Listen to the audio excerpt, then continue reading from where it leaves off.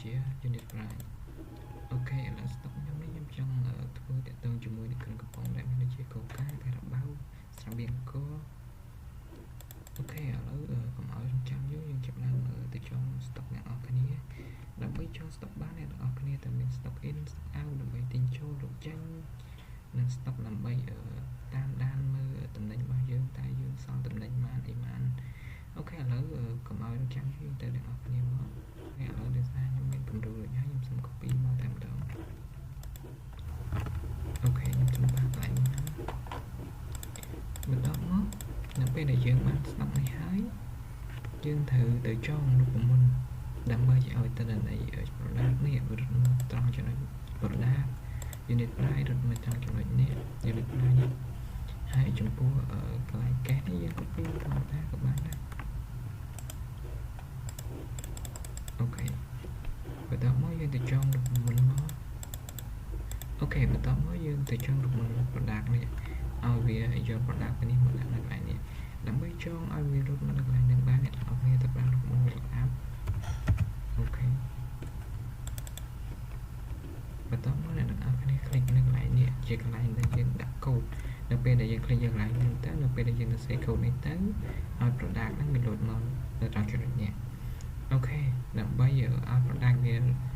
រត់មកត្រង់ចំណុចនេះបានអ្នកនរគ្នាទៅselectទាំងអស់មករួចអ្នកនរគ្នាត្រូវចុចសញ្ញា F4 នៅខាងលើដើម្បីកុំឲ្យវាឆ្លងបន្ទាត់រត់ញញ៉ាយ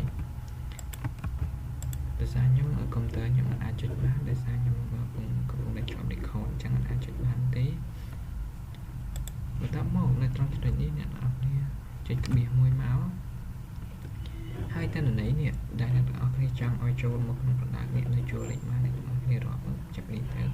លេខ1លេខ2អញ្ចឹងន័យថាវានឹងត្រង់ចូលលេខ2អញ្ចឹងលេខ2មករួច enter អូខេយើងបានមួយហើយបន្ទាប់មកត្រង់ចំណុចនេះគឺយើងធ្វើដូចគ្នាយើងចុចយើងនឹងមកស្មើទៅវាដាក់មកអូខេយើងដាក់យើងនេះដូចគ្នាយើងដាក់ក្បៀសមួយលេខតន័យទាំងអស់យើងចុច F មកអូខេបន្ទាប់មកចុចក្បៀសមួយទៀតយើងមើលតន័យនេះវានៅក្នុងជួរលេខ4យើងរាប់នេះទៅអញ្ចឹងយើងដាក់លេខ4 enter មកអូខេយើងសាកទាញមកលុតមកណា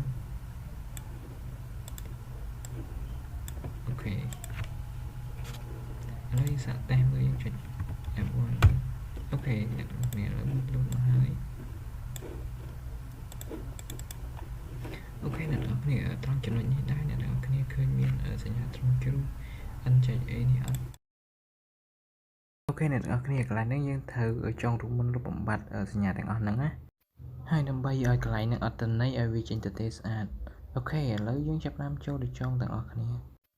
អូខេនៅកន្លែងហ្នឹងអ្នកទាំងអស់គ្នាត្រូវប្រើរូបមន្ត if អូខេហើយបន្តមកអ្នកទាំងអស់គ្នាចុចនៅកន្លែងហ្នឹងមករួចអ្នកទាំងអស់គ្នាចុច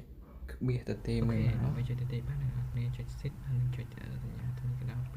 រួចយើងក្បៀសមួយមកយើងដាក់ទៅទេទៀតកំណត់ឲ្យវាទៅទេហើយយើងឲ្យវាចេញជាតំណែង block up នេះមក enter ពីរដងមកអូខេតើមកយើងអូសមកអូខេឃើញអ្នកទាំងគ្នាវាលេងចេញហើយនៅត្រង់ចំណុចនេះក៏យើងធ្វើដូចគ្នាដែរអ្នករូបមន្ត if ដូចគ្នាមក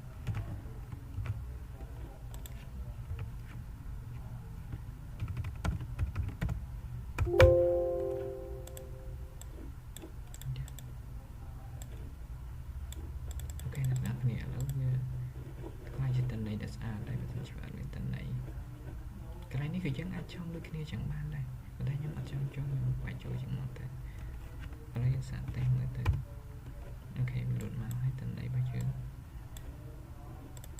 អូខេអ្នកនរគ្នាឥឡូវ stop in យើងបានធ្វើរួចហើយ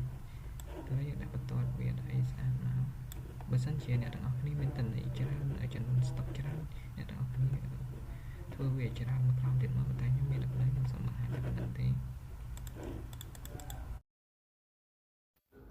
អូខេអ្នកនរគ្នាដោយសារវីដេអូនេះវាវែងពេកអញ្ចឹងខ្ញុំសូមបញ្ចប់ត្រឹមហ្នឹងហើយ